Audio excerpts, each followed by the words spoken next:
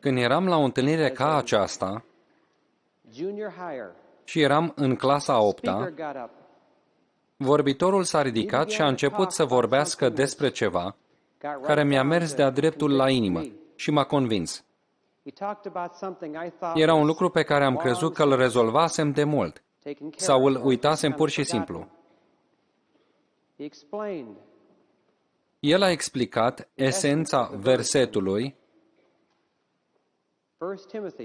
din 1 Timotei 1:19. Și anume ce spune Pavel: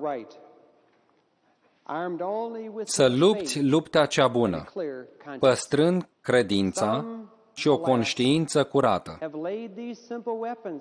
pe care unii le-au lepădat și au naufragiat în credință.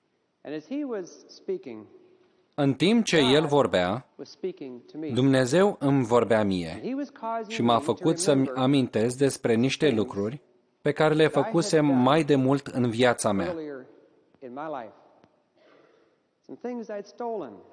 Niște lucruri pe care le furasem de la un vecin din curte. Și am început să-i argumentez Domnului, spunând: Doamne, asta s-a întâmplat de mult. Și parcă Dumnezeu îmi spunea: dacă s-a întâmplat așa de mult, cum de încă îți mai amintești? Pe urmă am avut o altă scuză și am spus: Doamne, dar era un lucru atât de mic. Și parcă Domnul îmi spunea: dacă a fost un lucru atât de mic, cum de te simți așa de vinovat? Și m-a convins. În momentul acela, parcă Domnul îmi spunea: dacă nu mă asculți în acest domeniu, de a-ți îndrepta conștiința în aceste lucruri pe care ți le-am arătat acum, atunci n-ai decât să-ți pui creștinismul pe raft, pentru că nu o să ajungi nicăieri. Știu că atunci când m-am hotărât să merg înapoi, să restitui și să-mi cer iertare, a fost cel mai greu lucru pe care l-am făcut în viața mea până atunci. Mi-amintesc că a trebuit întâi să aflu unde locuiau, m-am dus la ei și băteam la ușă, sperând că nu sunt acasă. Au deschis ușa de la intrare și nu știu cum, toată familia era acolo, în sufragerie, întrebându-se ce vreau eu, de ce am venit pe la ei. Când am mărturisit că, ani în urmă, furasem ceva din curtea lor și le-am spus că am venit înapoi și vreau să restitui și îi rog să mă ierte, ei m-au iertat și am îndreptat situația. Când am plecat de acolo, parcă mergeam așa, cam cu jumătate de metru deasupra trotuarului. Mergeam prin aer. Era o nouă încredere în viața mea de credință, o nouă părtășie cu Domnul. Mi-ar părea bine să vă pot spune că aceea s-a întâmplat odată pentru totdeauna și de atunci toate au fost perfecte. Dar n-a fost decât clasa întâi sau grădinița. După aceea, Domnul a început să-mi aducă aminte alte lucruri în care am greșit. De fapt, aceasta a fost cea mai mare dificultate și provocare de-a lungul anilor, să-mi păstrez o conștiință curată față de Dumnezeu și față de oameni. Aș vrea ca toți să știți că acest lucru nu este terminat și încheiat. E ceea ce învăț mereu, odată cu dumneavoastră. Deci ce împărtășesc cu dumneavoastră în această sesiune, știu că este un principiu extrem de important. Știu că va face o deosebire în viața dumneavoastră în sensul că veți avea binecuvântarea lui Dumnezeu, din abundență, sau lipsa acestei binecuvântări. Și de aceea aș dori să începem exact de unde vrea Domnul să începem. Și anume să mergem înapoi la cei pe care El i-a pus ca autoritate în viața noastră. Aceasta e ce vrem să restabilim mai întâi. Când lucram cu tinerii din licee, le spuneam acestor adolescenți, în primul rând, hai să luăm o foaie de hârtie și să facem o listă cu greșelile părinților voștri. Trebuia să scriu repede. Ei îmi spuneau, părinții mei nu mă iubesc. Părinții mei mi-au promis lucruri și nu și-au ținut promisiunea. Părinții m-au învinuit pe nedrept de lucruri pe care eu nu le-am făcut, dar ei mă acuză. Sau părinții mei au arătat favoritism. Iubesc mai mult pe un frate sau o soră, mai mic sau mai mare.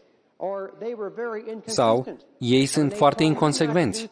Îmi spun mie să nu fac ceva și fac lucrul acela. Sau părinții mei au fost foarte mânioși când m-au disciplinat. Multe lucruri de felul acesta am auzit. După ce le-am scris pe hârtie, a fost ca și cum am scos veninul din sistemul lor. Chiar și acum, dumneavoastră vă puteți gândi la cei din viața dumneavoastră de care vă desparte ca un zid, mai ales cei pe care Dumnezeu i-a pus ca autoritate în viața dumneavoastră, acum sau în trecut. Ce au făcut ei să vă supere, să vă întristeze, să vă aducă vătămare în viață? Faceți o listă cu tot ce au greșit ei. Scoateți acele lucruri afară. Acesta este primul pas. Al doilea pas. Le-am spus, acum, vă rog, faceți o listă cu greșelile voastre. Și era ceva aproape zi. Se uitau așa pierduți, se scărpinau în cap, se gândeau și ziceau, nu mi-aduc aminte nimic nepotrivit. Pe urmă realizau ce impresie dădeau și spuneau, să nu credeți că suntem perfecți, ceea ce eu nu credeam oricum. Dar nu mi-aduc aminte de nimic nepotrivit. Și a trebuit să-i ajut să-și amintească ce au făcut. Și îi întrebam, dacă ar fi să vorbesc cu părinții voștri sau cu cei în autoritate peste voi, mi-ar spune ei că ați avut un duh de ascultare sau mi-ar spune ei că ați fost foarte încăpățânați și răzvrătiți? De obicei spuneau, da, bănuiesc că ți-ar spune că am fost încăpățânat și răzvrătit. Bun, hai să scriem asta. Dumnezeu urăște răzvrătirea și la fel și oamenii. Următorul punct, unul major. Ați avut un duh de recunoștință? Nemulțumirea, cum am menționat anterior, este una din cele mai dificile atitudini de suportat. Poate că te-ai întrebat cum ai putea să restaurezi părtășia cu cineva. Poate chiar ți-ai cerut iertare, de mai multe ori. Știi ce ai putea și ar fi bine să încerci? Doar să te concentrezi în a-ți exprima recunoștința. Într-o zi, un american celebru a devenit atât de deprimat că a trebuit să fie internat într-un spital de boli mentale. Acolo a fost îngrijit luni de zile, dar situația lui nu se îmbunătățea deloc. El era atât de faimos că avea o secțiune destul de mare în revista Who's Who in America, anuarul oamenilor importanți din America. Era credincios și totuși foarte deprimat. Într-o zi, l-a vizitat un prieten foarte înțelept și l-a întrebat, spune-mi, le-ai mulțumit vreodată oamenilor care te-au ajutat să devii așa faimos? Nu-i trecuse niciodată prin cap să facă asta. Chiar atunci a amintit de o profesoară în vârstă care l-a învățat exact lucrurile prin care el a ajuns așa faimos. I-a scris o scrisoare și i-a mulțumit pentru rolul ei în viața lui. Câteva săptămâni mai târziu, a primit o scrisoare de la ea, stropită cu lacrimi. A deschis-o și a început să citească. Dragă Willie, când am primit scrisoarea ta, mi-am amintit de vremea când erai băiat în clasa mea. Apoi a mai spus și niște lucruri după care a scris. Am predat timp de 50 de ani în școală și în toți acești ani, tu ești singurul care și-a amintit de mine și mi-a mulțumit pentru ce l-am învățat. Voi prețui scrisoarea ta până voi muri. A zis că asta l-a încurajat atât de mult că a început să scrie și alte scrisori de mulțumire. Și știți ce s-a întâmplat? Într-un timp foarte scurt, depresia l-a părăsit.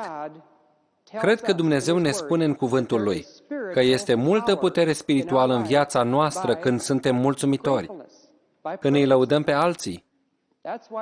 De aceea Scriptura spune, în toate lucrurile fiți mulțumitori, pentru că aceasta este voia lui Dumnezeu în Iisus Hristos cu privire la voi.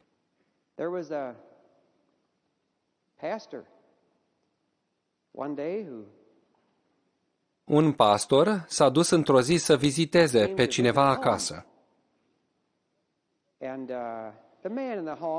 Bărbatul din familia aceea nu venea prea des la biserică. Pastorul a fost foarte impresionat de un scaun frumos din piele pe care l-avea în casă.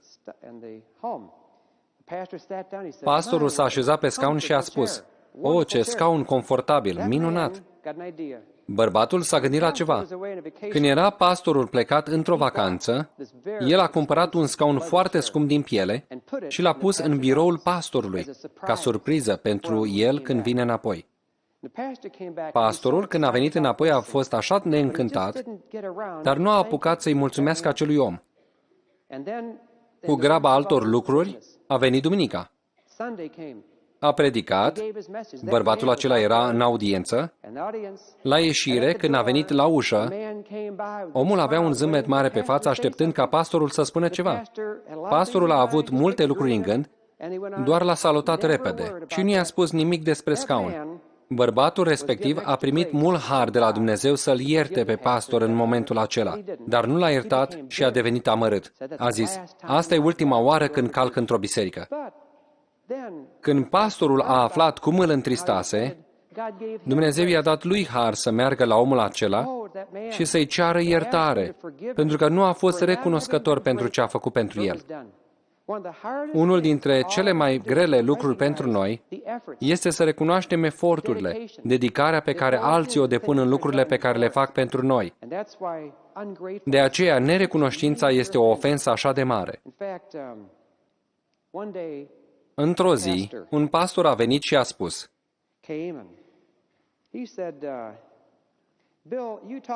"Bill, tu vorbești despre acești 5 pași pentru a rezolva conflictele în familie, dar asta nu merge pentru mine, pentru că tu nu ai cunoscut niciodată pe mama mea.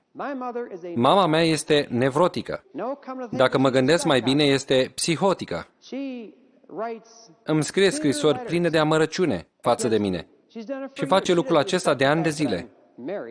Ea nu respectă faptul că sunt căsătorit, nu respectă faptul că sunt pastor și îmi scrie scrisorile acestea pline de amărăciune. Uite, o să-ți aduc să vezi." Și a adus un teanc de scrisori. Când le-a adus, o hârtiuță a căzut dintr-o scrisoare. Era un desen pe hârtiuță cu o inimă și un cuțit înfipt în inimă, din care curgea sânge, iar de desubt o notiță: "Fiule, aceasta este ce ai făcut tu inimii mamei tale." Citind din acele scrisori, am observat 2 greșeli în caracterul acelui fiu. În primul rând, avea un duh de nerecunoștință. 2. Lipsă de loialitate. Mama lui pur și simplu voia ca el să promită că pe viitor, dacă ea o să aibă nevoie de el, o va ajuta. Tot la fel, și mama Domnului Isus a primit de la Domnul Isus. Dumnezeu ne spune să-i onorăm pe părinți, chiar și atunci când ajung în vârstă.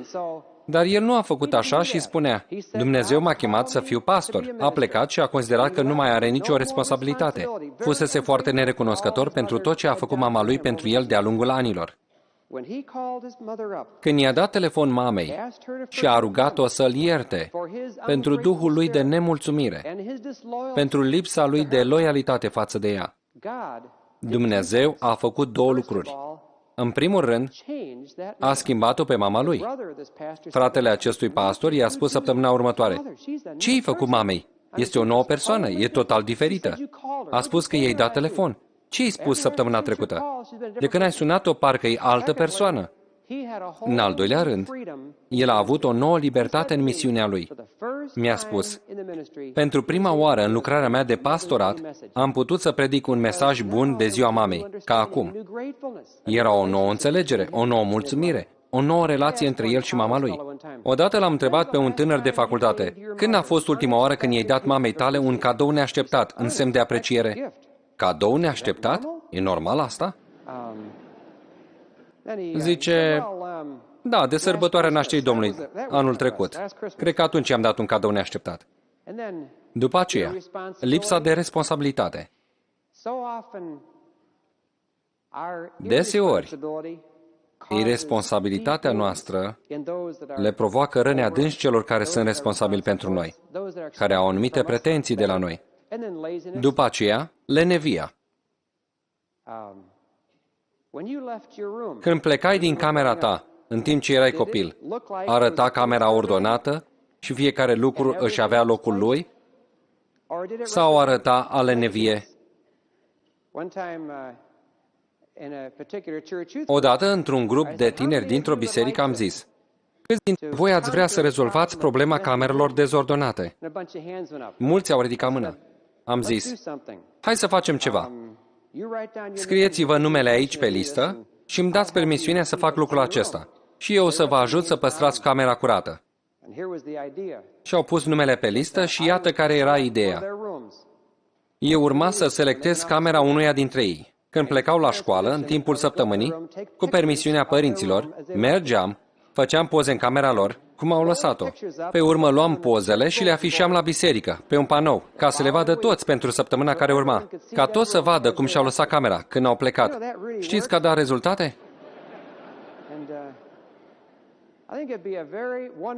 Cred că ar fi o idee minunată dacă ne-am gândit, deseori, când plecăm din cameră: este această cameră prezentabilă Domnului Iisus Hristos? Este prezentabilă altor oameni? Reflectă aceasta ordine? Dumnezeu este un Dumnezeu al ordinii. Poate te gândești că pe tine nu te deranjează, dar îi deranjează pe cei care trebuie să stea în cameră sau să treacă pe acolo toată ziua. Apoi, este câte un băiat care le spune părinților: mă duc până la Jim acasă. Dar acela era doar primul loc în unde vrea să se oprească. Dacă le-ar fi spus pe unde mai are de gând să meargă, nici nu l-ar fi lăsat să iasă pe ușă. Aceasta înseamnă a înșela, a spune numai o parte din adevăr. Sunt atitudini de mândrie, de dispreț. Când lucram cu acești tineri, îi puneam să facă ceva. Și astfel descoperim multe. Le dădeam o foaie de hârtie și în afară de ce îi puneam să scrie, începeam chiar cu altceva. Le spuneam: vreți să scrieți pe hârtie, în susul paginii, persoanele din familia voastră? Nu vreau numele lor, ci mai degrabă cine sunt: tata, mama, primul frate mai mare, sora mai mare, tu, fratele mai mic și cine mai este acolo. Toți din ordine de scăpare și tu printre ei. Acesta este primul pas. Al doilea pas este: vreți să încercuiți persoana sau persoanele cu care aveți cele mai multe conflicte? Odată erau adunați la o întâlnire 200 de tineri și toți au făcut asta. Mi-au dat hârtiile. Când m-am uitat pe hârtiile lor, la lista persoanelor din familia lor, și am văzut ce au încercuit, mama a fost cea pe care au încercuit-o cel mai mult. Dar un număr surprinzător dintre ei au încercuit tot grupul.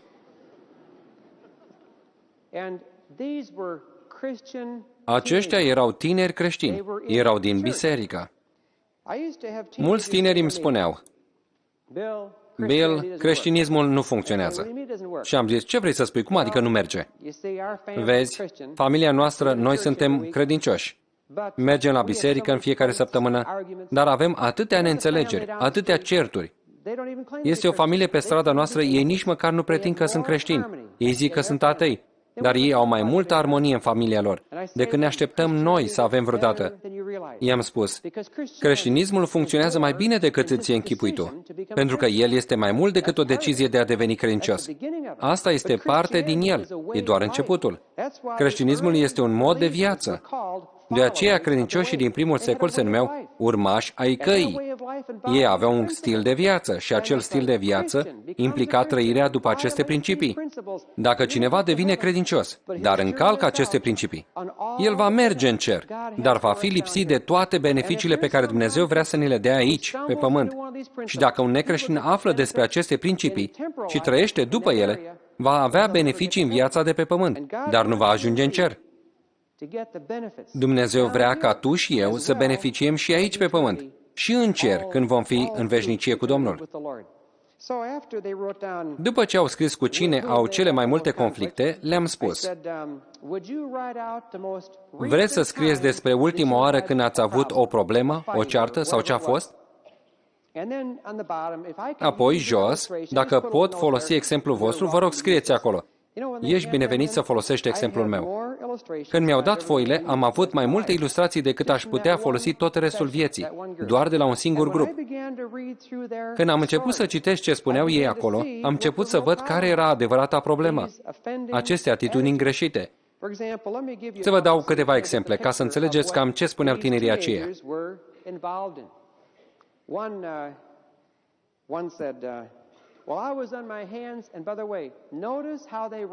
Observați modul cum și-au spus istorioarele, ca să înțelegeți clar cine era bun și cine era rău. O fată a spus: eram în genunchi și ștergeam, spălam pe jos în bucătărie, când a venit sora mea care era pe afară și se jucase. I-am spus: du-te sus și ajută-o pe sora ta să facă curat în cameră. S-a uitat la mine, de parcă îmi spunea: cine te crezi? Mama era la telefon, așa că am luat problema în mâna mea și am început să o ajut pe sora mea să urce scările.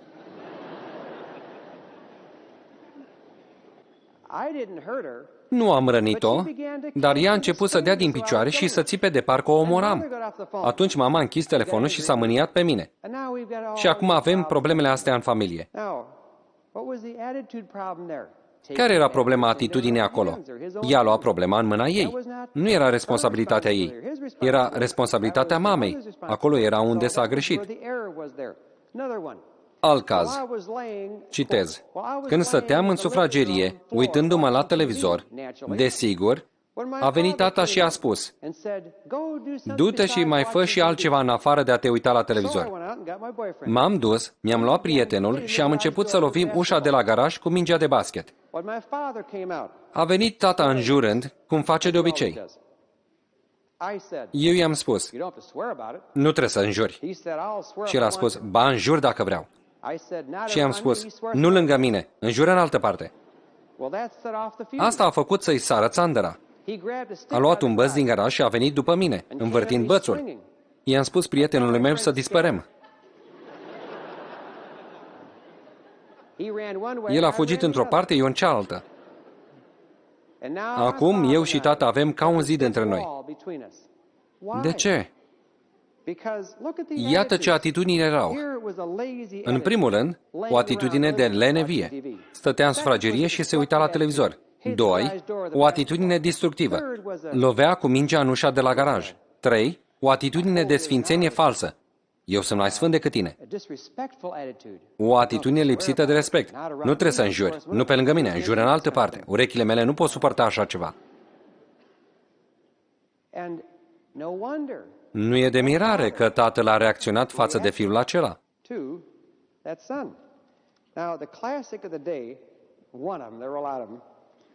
Exemplul clasic, unul din ele, au fost multe, dar un tânăr a spus: bine, Bill, vrei o descriere de o ceartă bună? Uite aici, la ora 5 i-am spus mamei: mamă, trebuie să fiu la biserică la ora 6.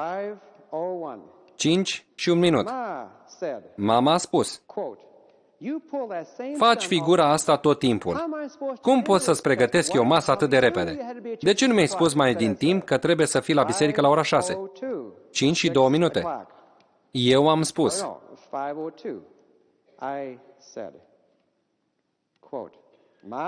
mamă, ia-o ușor.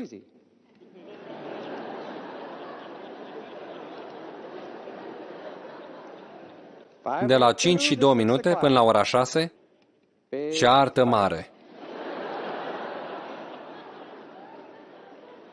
Ea nu a considerat sfatul lui. Și unde mergea el la ora 6? La biserică. Mă gândeam, cum de îi trimit pe tinerii aceștia entuziaști în legătură cu Dumnezeu acum, iar săptămâna următoare vin târându-se descurajați de tot? De ce? Pentru că se confruntă cu tot felul de lupte, de certuri acasă, pe care nu le pot birui. De aceea, dacă facem o listă cu greșelile noastre și apoi cu greșelile lor, următorul lucru, al treilea pas, pe care Dumnezeu vrea să-l facem, este să ne propunem să ne cerem iertare. Dacă avem de gând să ne cerem iertare, trebuie să mergem un pas mai departe. Trebuie să ajungem disperați ca să obținem o conștiință curată. Pentru că dacă nu suntem dedicați total acestui lucru ca fiind esențial, important, atunci nu-l vom face. Știu despre multe persoane care au auzit acest lucru și au știut cui ar trebui să-i ceară iertare. Dar este cel mai greu lucru din lume să faci așa ceva. Și atunci doar au amânat și au amânat și rezultatele nu vin. De aceea scrie în 1 Timotei 1:19: Vă trimit să luptați pentru bine, înarmați numai cu credința și cu o conștiință curată. Unii au dat aceste lucruri la o parte, intenționat, și au naufragiat în credință. Vă mirați de ce unii credincioși eșuează din punct de vedere spiritual? Pentru că nu au conștiință curată. Unii spun: Bill, dar astea s-au întâmplat înainte ca eu să devin credincios. Nu spune Biblia? Cât este departe răsăritul de apus, atât de mult îndepărtează el păcatele noastre de la noi? Este adevărat. Ele sunt în adâncul mării, dar este o singură problemă, și anume că oamenii au o memorie mai bună decât Dumnezeu. Dumnezeu uită, dar oamenii nu vor să uite. De aceea spune Apostolul Pavel: pentru aceasta mă lupt tot timpul, ca să am o conștiință curată față de Dumnezeu și față de oameni. Nu doar față de Dumnezeu, pentru că obținem la mântuire, dar și față de alții, față de oameni. Dar unii spun: dar Bill, acestea s-au întâmplat cu așa de mult timp în urmă. Sunt doar ca un schelet în dulap. Problema este că scheletele astea dau buzna pe ușă tocmai la momentul nepotrivit. Nu știi când ies problemele din nou la suprafață. Scriptura spune în Proverbe 28:13: cine își ascunde fără de legile nu propășește. Aceasta este o promisiune. Dar cine își mărturisește păcatele și se lasă de ele, capătă îndurare. De ce promite Dumnezeu că dacă ne ascundem păcatul nu vom prospera? Pentru că singura cale prin care putem prospera este să obținem harul lui Dumnezeu. Și singurul mod cum putem să-l obținem este să ne smerim. Iar unul dintre cele mai bune moduri de a ne smeri este să mărturisim unde am greșit și să mergem să ne cerem iertare. Un om de afaceri a dat faliment de 2 ori la rând.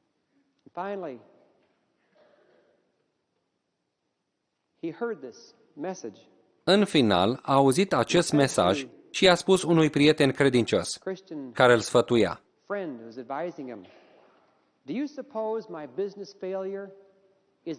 crezi că eșecurile mele în afaceri au legătură cu faptul că am înșelat, am copiat când am mers la universitate și că am furat bani de la tatăl meu și de la fostul meu șef?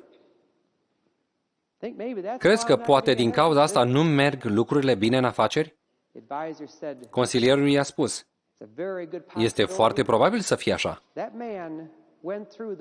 Bărbatul acela a trecut prin experiența umilitoare de a merge să-și ceară iertare de la fostul lui șef, că a furat de la companie și i-a dat banii înapoi, fiind vorba de sume de $1,000.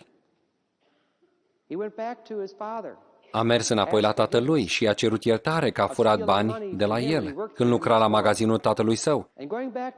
A mers înapoi la universitate și s-a oferit să dea diploma înapoi, pentru că el înșelase în timpul anilor de studiu. Dumnezeu nu promite că întotdeauna se va întâmpla așa, dar știți care au fost rezultatele? De aceea, din nou, acest lucru este așa de important.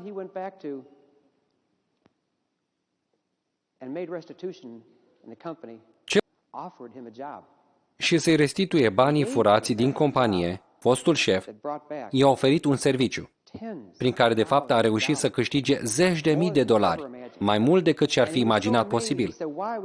S-a mirat așa de mult și a zis, de ce mi ofer o slujbă acum când ți-am spus ce am făcut? I-a zis, pentru că noi căutăm un om cu caracter și curaj. A fost nevoie de curaj și de caracter ca să vii înapoi și să ne spui ce ai făcut cu 15 ani în urmă. Între el și tatălui era ca un zid pe care nu-l putea înlătura. Și zidul nu era din partea tatălui, ci era vinovăția lui. Când a mers și a mărturisit tatălui că furase de la el, zidul dintre ei a căzut și a avut o nouă relație cu tatălui, cum nu mai avusese niciodată până atunci. Cei de la universitate i-au luat diploma, s-au sfătuit și au trimis-o înapoi. Și atunci a obținut o conștiință curată în toate privințele. Apoi Dumnezeu a început să-l binecuvinteze financiar, în moduri incredibile. Ochii Domnului aleargă pe întreg pământul ca să-și arate puterea față de cei a căror inimă este întreaga Lui.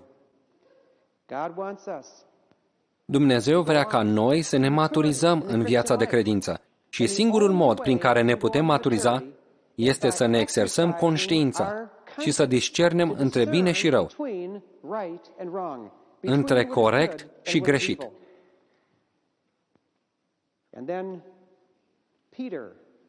Apoi, Petru ne spune fiecăruia dintre noi, fiți gata întotdeauna să dați un răspuns oricui vă cere socoteală de nădejdea care este în voi, având o conștiință curată, ca în lucrurile despre care ei vă vorbesc de rău să fie rușinați, văzând felul vostru frumos de viață. Avem nevoie de o conștiință curată pentru mai multe motive decât putem realiza noi.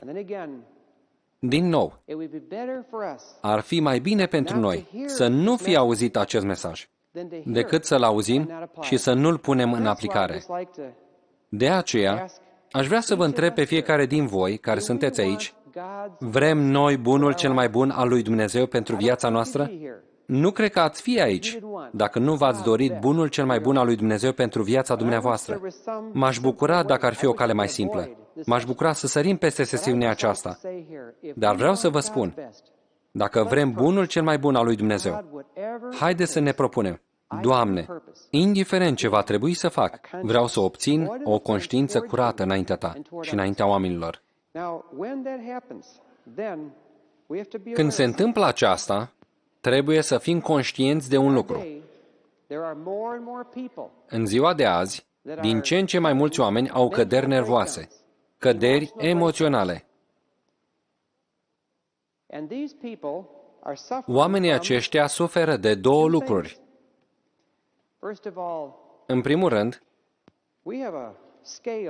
noi avem ca un cântar, o balanță, în subconștientul nostru.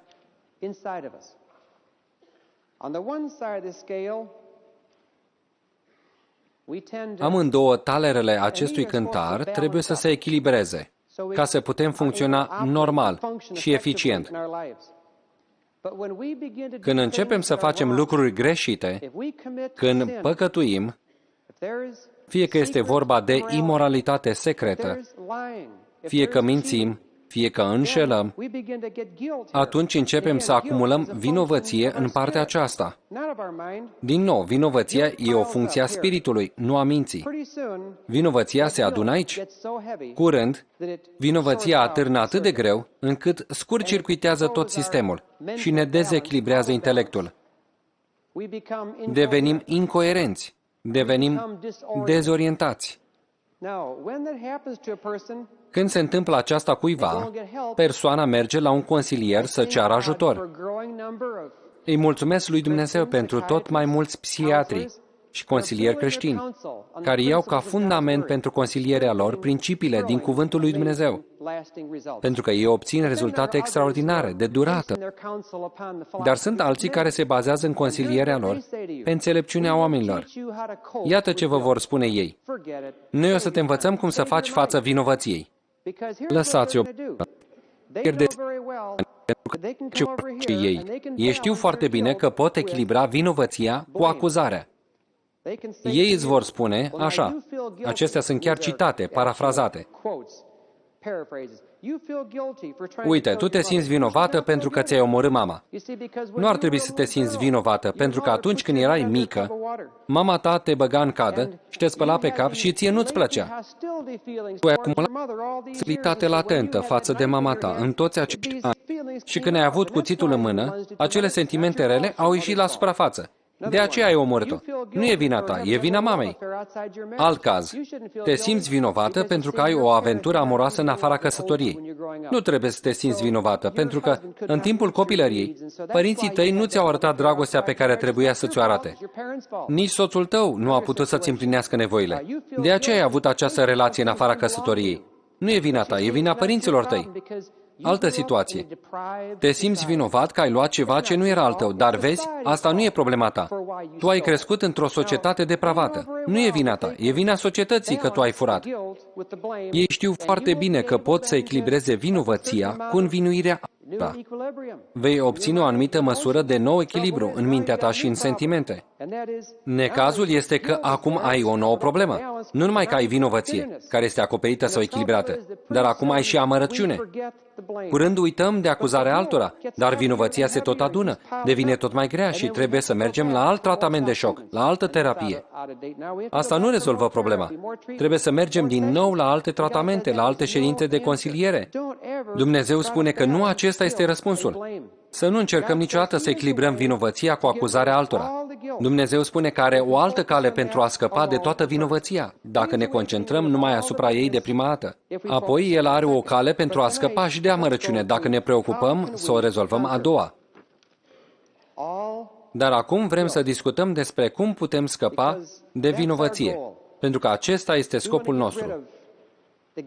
Să biruim sentimentul acesta de vinovăție. Este atât de...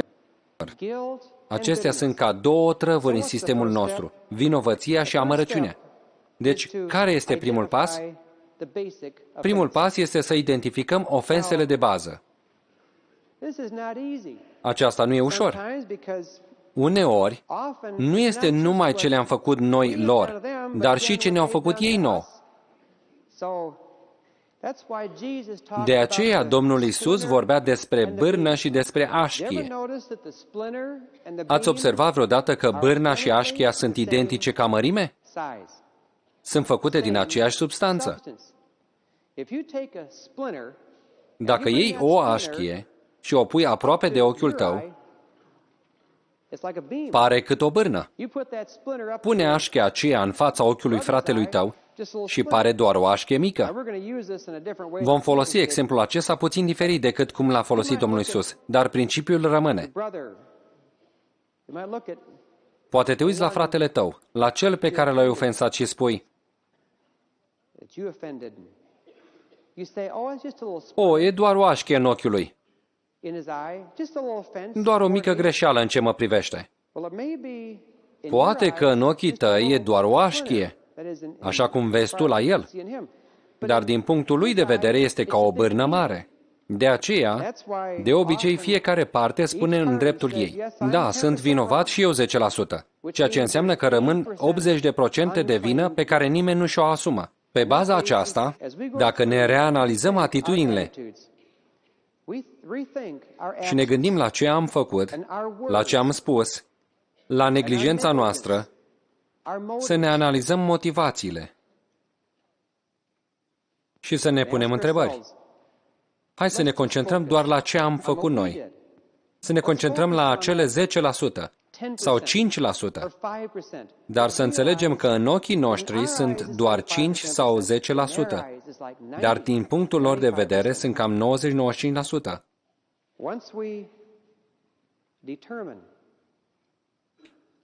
Odată ce identificăm care este greșeala noastră, să înțelegem că Dumnezeu a conceput structuri în familie de care nu suntem conștienți și care deseori adaugă la ofensa respectivă.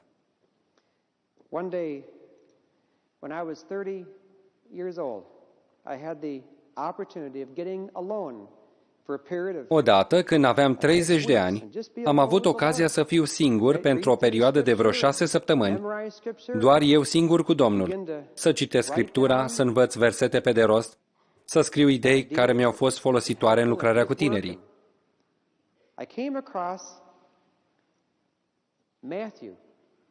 Am ajuns la Matei, capitolul 5, și am citit aceste cuvinte.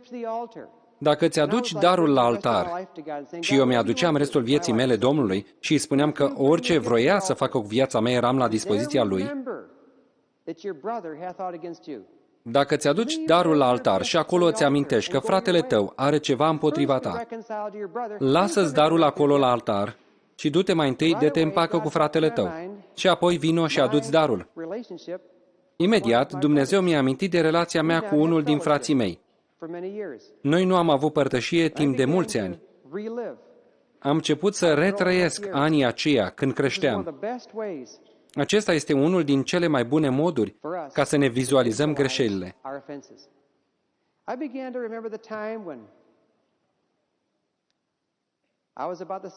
Am început să-mi amintesc de timpul când eu eram în clasa a 7-a, iar el în clasa a 5-a.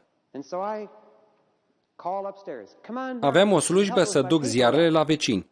L-am chemat și i-am spus, vino să mă ajuți cu ziarele. El a venit și i-am spus, ajută-mă să împăturim ziarele acestea. Le-am pus teanc într-un cărucior, l-am umplut cu ziare. I-am zis, uite, căruciorul pe stradă, iar eu duc ziarul la ușă, la fiecare om. Era o zi friguroasă, geroasă, de ianuarie. El apucase căruciorul cu amândouă mâinile și îl trăgea pe trotuar. Mâinile, înghețase obrajii, erau roșii de ger. Începuse să-i curgă năsucul, îi curgea pe barbă și i-am spus, hai mai repede! Apoi ne-am întors și l-am pus să ducă căruciorul în garaj, în timp ce eu m-am dus în casă. Și m-am gândit, am împărțit oare vreodată banii aceia cu el? N-a ținut mult serviciul acela. Am primit o singură plată pentru el. Nu mi-a trecut niciodată prin cap să împart banii câștigați cu el.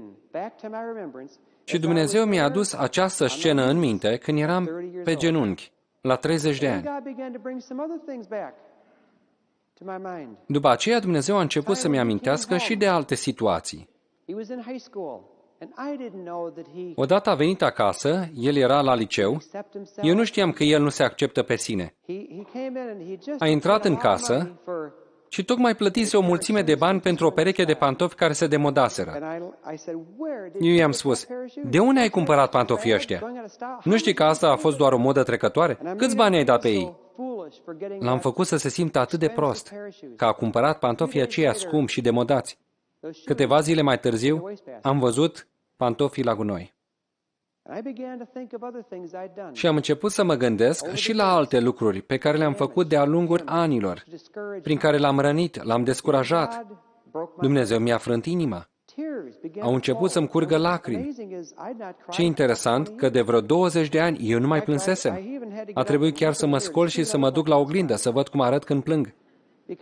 Pentru că aveam o inimă așa de rece și tare.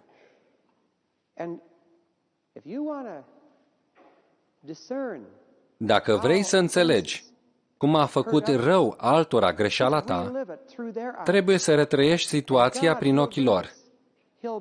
Dumnezeu ne va ajuta la aceasta și ne va frânge inima. În Iacov ni se spune că atunci când venim înaintea Domnului, ar trebui să fim adânc întristați de păcatul nostru, să fim în lacrimi. Ar trebui să ne simțim foarte mici înaintea lui Dumnezeu, ca El să ne ridice. Știți, mai este ceva care face ca relațiile din familie să fie așa de dificile.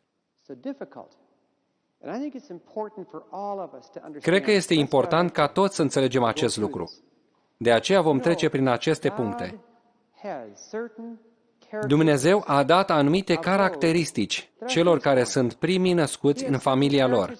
El a dat alte caracteristici celui de-al doilea născut, alte caracteristici pentru al treilea născut și așa mai departe. Este important să înțelegem aceste lucruri ca să putem coopera cu Dumnezeu și să înțelegem cum să ne ajutăm unii pe alții. De-a lungul anilor, am observat că majoritatea celor care vin la acest seminar se întâmplă să fie primii născuți. Aș vrea să aflu și aici, în audiență, câți dintre dumneavoastră sunteți primii născuți în familia dumneavoastră. Vreți să ridicați mâna?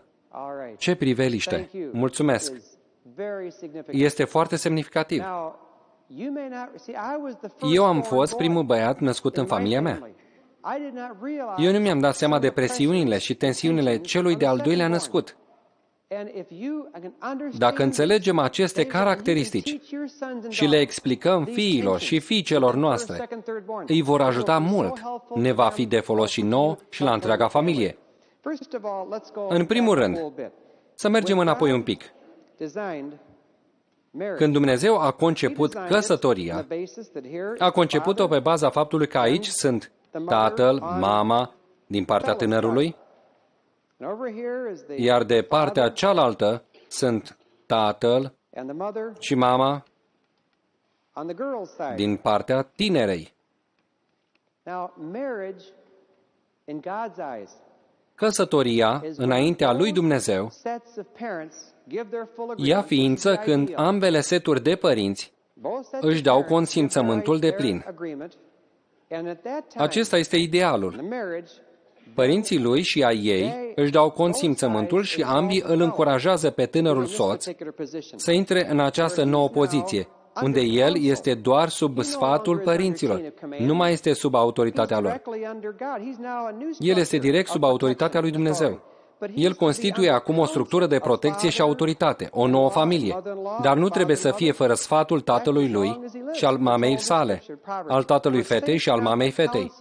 De fapt, atât cât trăim, ni se spune în Scriptură, să nu părăsești sfatul tatălui și mamei când aceștia îmbătrânesc. Dacă este să nu dăm la o parte sfatul lor când ei îmbătrânesc, aceasta înseamnă că și noi îmbătrânim de asemenea.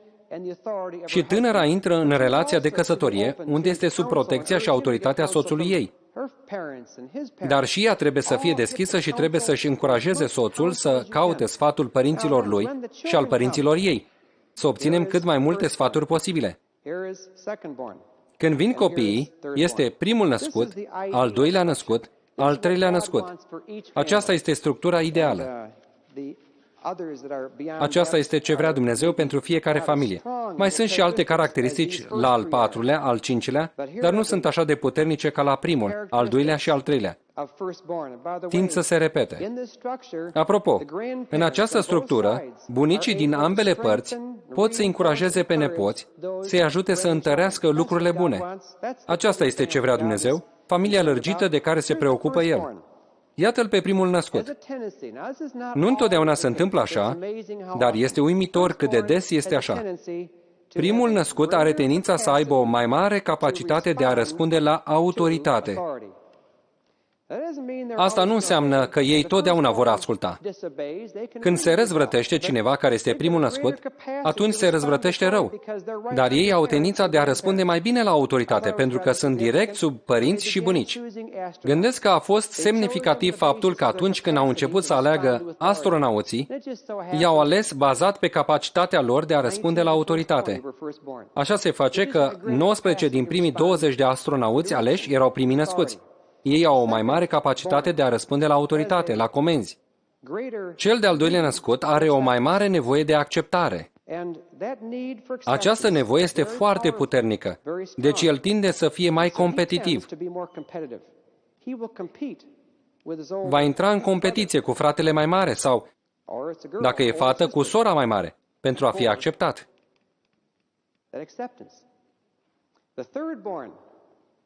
Al treilea născut tinde să fie mai independent, mai sociabil și mai convingător. El trebuie să fie convingător, pentru că într-o situație de familie, primul născut de obicei are ideea să facă ceva rău, al doilea face lucrul respectiv, iar al treilea este învinuit.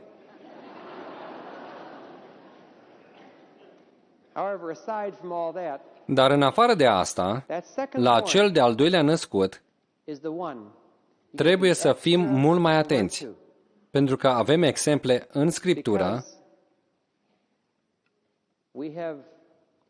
care ne arată nevoile speciale ale celui de-al doilea născut. Dacă nu le înțelegem, vom avea probleme.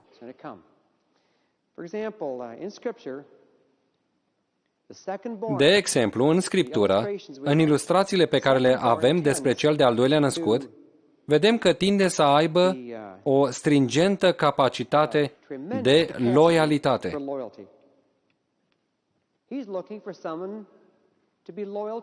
El caută pe cineva față de care să fie loial.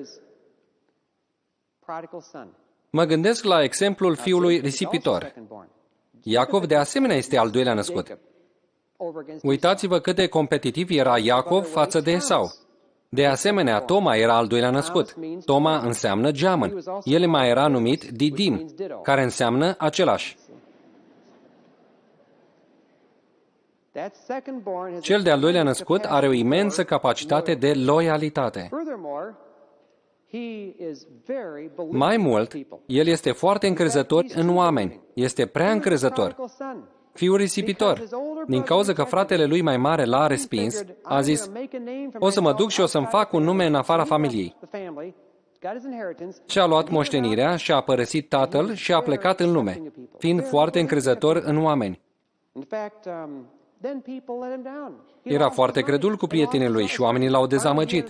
Și-a pierdut banii și-a pierdut prietenii. În cele din urmă a ajuns să muncească la porci. Adesea, cel de-al doilea născut, după ce ajunge să fie rănit de mai multe ori, este mai dur la exterior, dar în interior are o inimă bună. Așa era Toma. Cred că el era așa de încrezător în oameni. Oamenii au profitat de el, au râs de el. De aceea a ajuns să fie aspru pe din afară și să spună, nu cred decât dacă îmi pun degetul în semnul cuielor și în coasta lui, numai atunci o să cred. Ce a făcut Domnul Iisus pentru Toma? Domnul Iisus a înțeles nevoile celui de-al doilea născut și a apărut în mod special pentru Toma. I-a spus, Toma, puneți degetul în semnul cuielor și în coasta mea și crede. Dumnezeu nu are aceste nevoi speciale și vă încurajez, părinților, să le explicați celor dintâi născuți că cel de-al doilea născut are nevoie de acceptarea lor. Pentru că dacă cei din familie nu le oferă acceptare, ei o vor căuta în altă parte.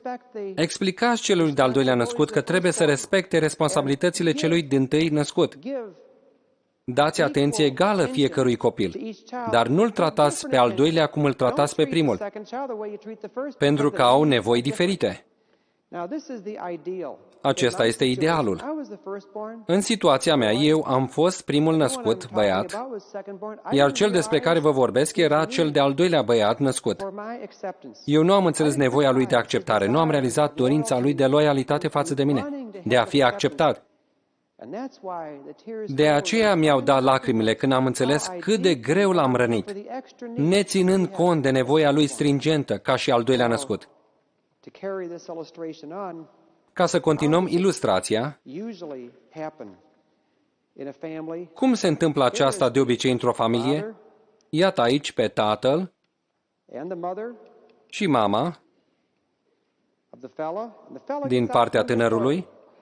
Tânărul iese de sub autoritatea lor și decide să-și trăiască viața cum vrea el. Pe partea cealaltă sunt tatăl și mama fetei.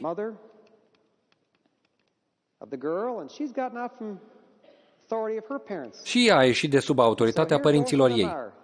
Amândoi fac ce gândesc ei că este bine și se hotărăsc să se căsătorească. Sunt pe cale să întemeieze una din acele căsătorii pe jumătate care nu merge bine. După ce părinții văd această situație, se creează ca un zid între ei. Părinții reacționează față de copiilor, iar aceștia față de părinți. Tinerii continuă și se căsătoresc. Ce se întâmplă când apar copiii? Iată-l pe primul născut, al doilea născut, al treilea născut și oricâți ar mai fi după aceea. Bunicii se decid. Probabil că le vor spune nepoților lucruri care nu sunt adevărate. Și își aleg fiecare câte un nepot. Zic, acesta este nepotul nostru preferat. Bunicii ceilalți îl aleg pe altul. Acesta este nepotul nostru preferat. Părinții se luptă pentru unul sau altul, apar tot felul de resentimente, competiții între copii, între părinți și bunici, tensiuni. Odată a venit o mamă și a întrebat același lucru pe care l-a întrebat acea stewardeză. Ce puteai să-i spui acelei femei? Ea a venit și mi-a spus.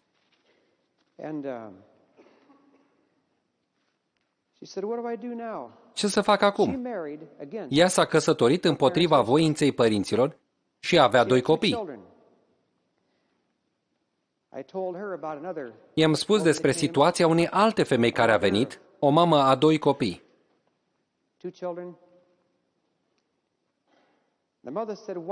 Acea mamă m-a întrebat, de ce sunt așa de aspră, așa de strictă cu cele 2 fete adolescente ale mele?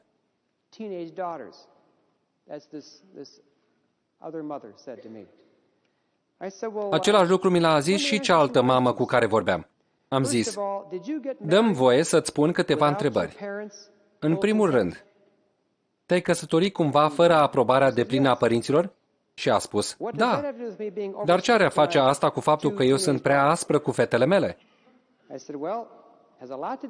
Are mult de a face cu asta, pentru că dacă te-ai căsătorit fără aprobarea părinților, s-a dezvoltat o problemă, o competiție între tine și părinți. Mai mult, au prezis cumva părinții tăi că mariajul tău nu va dura mult? Ea a zis, da. Au prezis că nu o să dureze niciun an, dar au greșit. A durat 3 ani. I-am spus, uite ce se întâmplă. Când a început acel conflict și mama ta a spus despre căsătoria ta că nu va rezista, tu poți să te duci și la 1000 de mile departare, dar nu vei rezolva problema. Când ai început să aveți probleme, tu și soțul tău, te-ai gândit, ce o să zică mama? O să zică, ți-am spus eu. Și nimănui nu-i place să audă asta. Când mama întreba, cum merg lucrurile? Tu spuneai, minunat, bine. Dar într-o zi a trebuit să vină înapoi la mama ei și să recunoască, da, divorțez. După un divorț dureros, și a spus în sine, am falimentat ca soție, dar vreau să am succes ca mamă. De atunci încolo, mereu când fetele ei făceau ceva rău, ea nu era liberă emoțional să discearnă dacă erau doar copilării, sau dacă erau obosite, sau nu știau ce să facă, sau erau răzvrătite.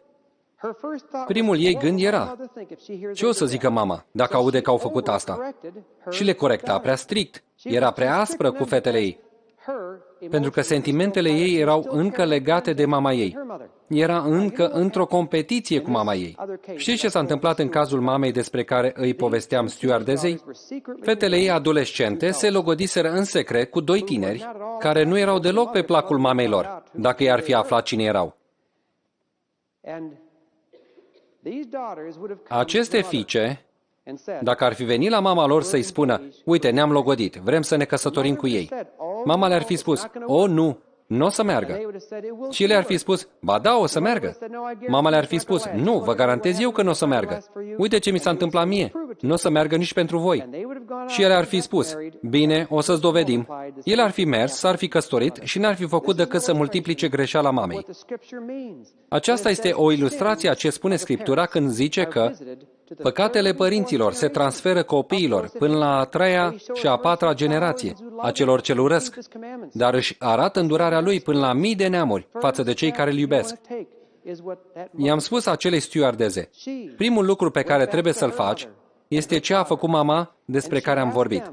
Ea a mers înapoi la părinții ei și i-a rugat să o ierte că s-a căsătorit împotriva voinței lor, de fapt împotriva poruncilor. După ce le-a cerut iertare și și-a îndreptat astfel conștiința, a mai făcut încă un pas important. A mers la fiicele ei și le-a rugat să o ierte pentru că le-a adus atâta durere în viață și atâta confuzie, pentru că s-a răzvrătit împotriva celor în autoritate peste viața ei.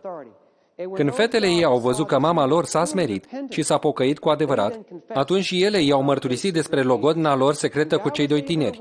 Astfel Dumnezeu a lucrat în situația respectivă și mama le-a sfătuit, iar ele au fost de acord să renunțe la acele prietenii greșite, având șansa de a avea mai târziu căsătorii evlavioase. Noi nici nu ne dăm seama câte lucruri s-ar putea îndrepta dacă am merge înapoi să ne cerem iertare de la cei cărora le-am greșit. Realitatea este că nu putem să facem lucruri care să nu-i afecteze pe cei din jurul nostru.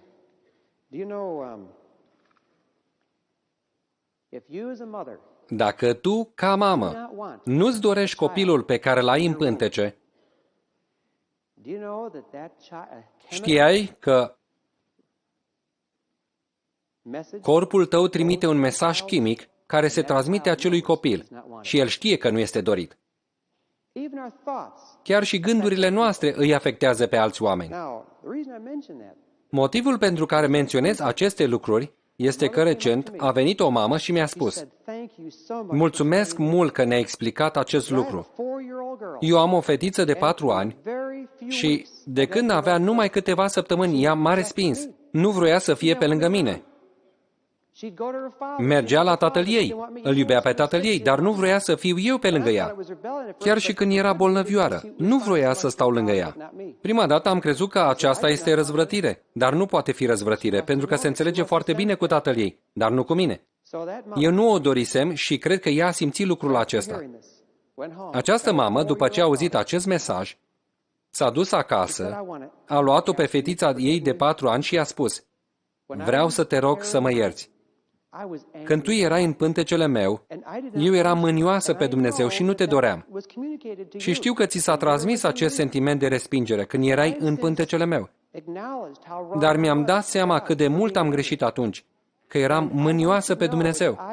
Vreau să știi că acum te doresc cu adevărat și te iubesc. Vrei, te rog, să mă ierți pentru că am avut o atitudine greșită față de tine înainte să te naști?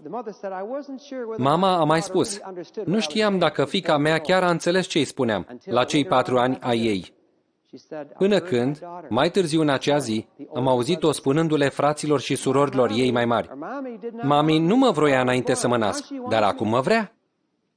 Frații și surorile ei au început să o certe un pic și să-i spună că nu e adevărat. Mama a venit, a luat-o pe fetiță în brațe și le-a explicat: vreau să știți că ea are dreptate. Și le-a explicat celorlalți copii acest lucru. Le-a spus apoi cât de mult o iubește pe fetița ei cea mică și că îi mulțumește lui Dumnezeu pentru ea. Acea mamă a scris toate aceste lucruri și a spus: 3 lucruri s-au întâmplat în viața fiicei mele. Numărul 1. A încetat să dorească numai atenția tatălui ei. Numărul 2. Vorbește tot timpul de dragostea Domnului Isus, cât de iubitor este El. Și numărul 3. Nu mai udă patul. Cred că sunt tot felul de lucruri care se întâmplă când avem biruință și obținem răspunsuri la probleme de care suntem frustrați. Ne întrebăm cum am putea să le rezolvăm. Dar ele se rezolvă singure când ascultăm de Dumnezeu și ne îndreptăm conștiința. Odată ce identificăm ofensa de bază cu ce am greșit, iar dacă avem nevoie de înțelepciune pentru aceasta, să-i cerem lui Dumnezeu înțelepciune, după aceea trebuie să ne pregătim cuvintele potrivite. Cuvintele potrivite înseamnă, în primul rând, că nu vom acuza pe alții, cum a făcut un adolescent. Mi-a spus: Bill, am încercat asta, dar nu a mers. Am zis: dar ce ai spus? Le-am spus mamei și tatălui că am greșit, dar că și ei au greșit și că îmi cer iertare. Și am zis: ce s-a întâmplat? M-au pedepsit să nu ies din casă o săptămână. Deci, să nu învinuim pe alții, să nu ne justificăm când ne cerem iertare. Nu spune: acum, știi că eram foarte obosit când m-am enervat pe tine. De asemenea, să nu fim mândri. Nu spune: dacă am greșit. Ceea ce înseamnă: eu nu cred că am greșit, dar dacă tu crezi că am greșit, voi admite posibilitatea. Aceasta arată mândrie. Și să nu facem presupuneri. Nu spune: vreau să mă ierți. Trebuie să venim la alții așa cum venim la Dumnezeu. Noi nu pretindem iertare de la Dumnezeu, ci îi cerem îndurare, milă. Îi spunem: Doamne, eu nu merit nici un pic din mila Ta. Vrei totuși să te înduri de mine? De aceea aș sugera aceste cuvinte care ni se dau în principiu chiar de Domnul Isus, când vorbește despre fiul risipitor, care a mers înapoi să se împace cu tatăl lui. Fiul risipitor și-a pregătit dinainte cuvintele potrivite și le-a spus tatălui exact așa cum le-a pregătit. Aceasta ne dă încurajare să ne pregătim din timp cuvintele potrivite. Ele ar trebui să sune cam așa: Dumnezeu m-a convins cât de mult am greșit în ce am făcut. Și numește exact ofensa. Nu merit iertarea ta, dar vrei, te rog frumos, să mă ierți? și apoi așteaptă un răspuns. Este important să spunem acestea verbal, pentru că vrei să ai ocazia ca ei să spună, da, te iert. De aceea, un telefon sau o vizită personală sunt cele mai potrivite. Dar nu scrie scrisori. Pot fi situații extreme, când nu ai cum altfel, dar motivul pentru care nu este bine să scrii o scrisoare este că documentezi situația, când de fapt scopul principal este să ștergem trecutul, nu să-l documentăm. De asemenea, este ușor pentru cineva să folosească greșit scrisoarea ta și de cele mai multe ori nu-ți va răspunde. Este important pentru tine și pentru ei să poată spune, da, te iert. Și pentru tine să-ți amintești că au zis, da, te iert. Dacă ai găsit modalitatea potrivită, nu te mira dacă tu îți ceri iertare și persoana îți spune nu. De multe ori oamenii vor spune da. Și când te iartă, este o așa bucurie și ar trebui să fii foarte recunoscător și mulțumitor când te iartă cineva. Dar pot fi situații când nu te vor ierta. Care ar fi motivele pentru care nu te-ar ierta? În primul rând, fiecare are ca o balanță, un cântar în mintea lui. Are vinovăția lui și învinuirea altora. Deci dacă îi spui, vrei, te rog, să mă ierți pentru ce ți-am făcut? Ce îi ceri persoanei respective să facă? Îi cer să scape de acuzarea față de alții, față de tine. Ce se întâmplă atunci cu cântarul lui? Acest lucru îl lasă pe el cu mai multă vinovăție. Îi dezechilibrează cântarul. Dar el nu vrea să rămână dezechilibrat. Deci s-ar putea să spună, nu vreau să te iert, pentru că nu vrea să rămână cu vinovăție. Cerându-ți iertare, îi strici echilibrul dintre vină și acuzarea altora. Mai este un motiv. Poate că ei nu simt că tu dovedești o pocăință adevărată, că îți pare sincer rău. Poate că vor să vadă o schimbare în comportament. De aceea, soților, când mergeți la soțiile voastre și le cereți iertare, cel mai bun mod de a face aceasta este să-i faceți cunoscut că înțelegeți cât de mult ați rănit-o. Dacă ea vede că doar îi spui așa, îmi pare rău, și n-ai nicio idee cât de adânc ai rănit-o, poate că te va ierta în ei. Dar tu vrei să te ierte și emoțional, să te ierte în duhul ei. Cel mai bun mod de a-ți cere iertare este să începi să înțelegi măcar un pic din cât de mult ai rănit-o și să explici aceasta, ca să știe că înțelegi cât de adânc a fost rănită ea de ceea ce s-a făcut. De asemenea, bărbaților, Dumnezeu ne spune în Scriptură să nu apună soarele peste mânia noastră. Adesea, problemele majore, grave, din căsătorie, nu sunt decât o serie de multe greșeli mici care se tot adună. Oricare dintre ele poate fi rezolvată repede, dar ele se tot adună și se adună. Curând se ridică ziduri mari, bariere. După aceea, dacă rogi pe cineva să te ierte, dar încă îi datorezi bani, care este gândul lui? Te iert, dar ce facem cu banii?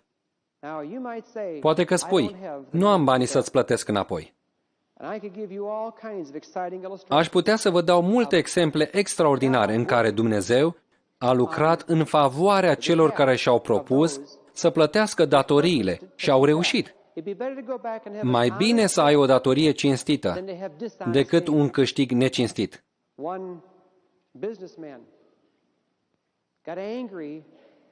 Un om de afaceri s-a supărat pe unul din oamenii pe care i-a angajat pentru o lucrare de construcție. L-a dat afară și nu i-a mai plătit ultimul salariu. I-a spus, nu ți-l mai datorez. Omul respectiv i-a tot trimis nota de plată de $1.300 și nu i-o plătea. În final, am avut privilegiul să lucrez cu amândoi. Eu mă întrebam de ce nu se înțelegeau și în cele din urmă mi-au spus. Într-o zi aveam o întâlnire la mine acasă și am invitat și pe ei. M-am așezat între ei și le-am spus, v-am invitat aici și m-am gândit că ar fi bine să aveți ocazia să vorbiți puțin în legătură cu trecutul. Așa că o să mă duc până sus și vă las aici să vorbiți. M-am dus sus și am ascultat prin gaura cheii.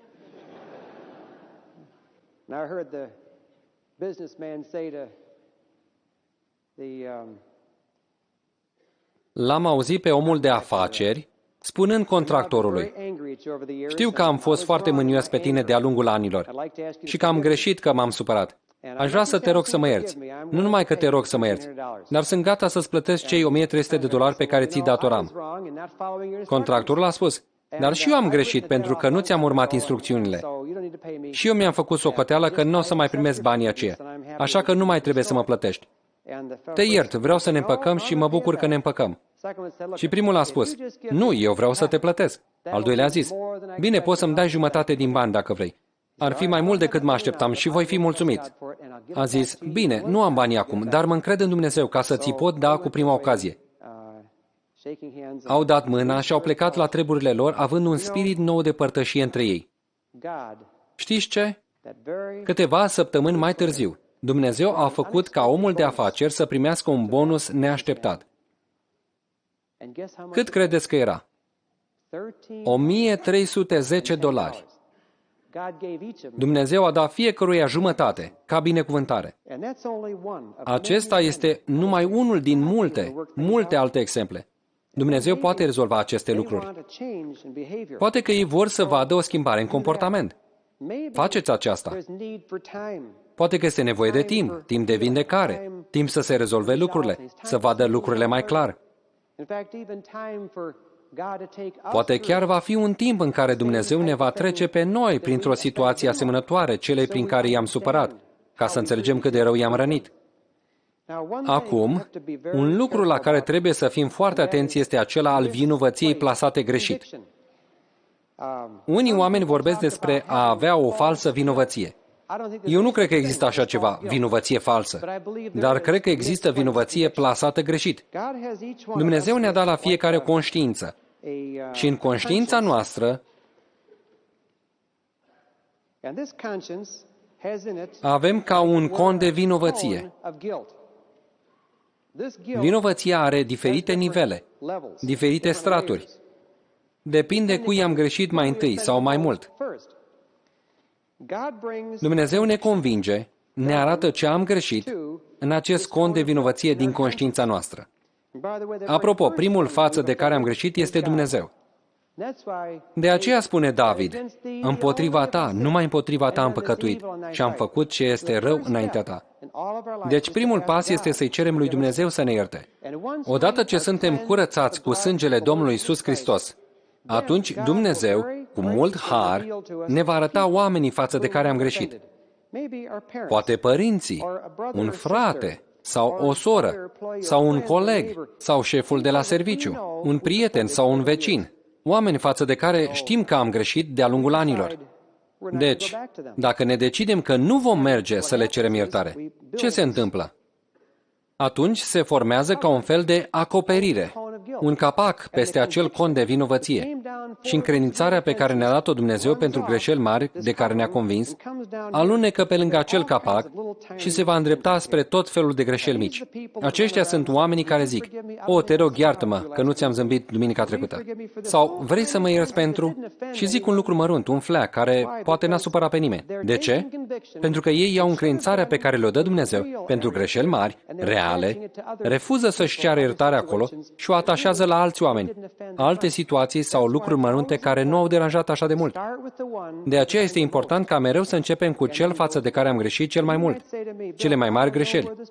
Poate îmi spui: Bill, dar nu mai știu unde locuiește persoana aceasta. Știu că sunt câțiva oameni față de care am greșit, dar nu știu unde să-i găsesc. Am vești bune pentru voi. Dumnezeu ți va scoate în cale. Doar așteaptă și ai să vezi. Am putea scrie o carte cu situații supranaturale despre oameni care au plecat de la această sesiune, știind că au supărat pe cineva și nu se așteptau să se mai întâlnească cu acea persoană. Dar s-au gândit care a fost greșeala principală și au pregătit cuvintele potrivite și au dat tocmai peste persoana aceea. Unii chiar când au ieșit de aici, de la sesiune, sau curând după aceea. Noi să ne pregătim să le cerem iertare. Și Dumnezeu ni va aduce în cale, dacă vrem să rezolvăm asta. Dacă nu-i mai găsim, aceasta este problema lui Dumnezeu. O stewardeză a spus: am greșit față de un om, dar el nu mai este în țară și nu știu unde este acum. Următoarea zi a venit și a zis: nu o să-ți vină să crezi ce s-a întâmplat. Omul acela mi-a dat telefon azi și am avut ocazia să-i cer iertare.